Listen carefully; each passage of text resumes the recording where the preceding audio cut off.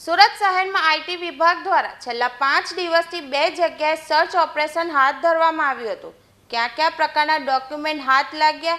D I Suresh બતુનીના આદેશ બાદ additional commissioner વિભોર બદનોનીની નિગરાની હેઠળ આસિસ્ટન્ટ કમિશનર દેવેન કેસવાલા સહિતની સમગ્ર ટીમે હાથ ધરેલું ઓપરેશન સફળ રહ્યું।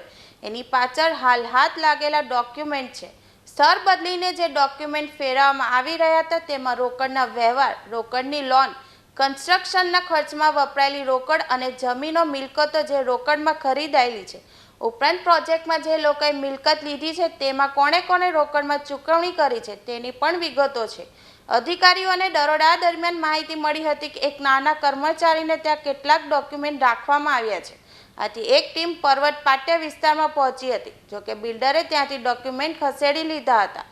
આથી આ ડોક્યુમેન્ટ ક્યાં ગયા એની તપાસ માટે બિલ્ડિંગની સીસીટીવી કેમેરા ચેક કરાયા હતા અને ગાડી નંબરના આધારે તેનો સતત પીછો કરાયો હતો। જોકે બિલ્ડર બાદના માણસો એક ફ્લેટથી બીજા ફ્લેટ પર જતા હતા, થોડા કલાક રોકાઈને પછી ફરી જગ્યા બદલતા હતા।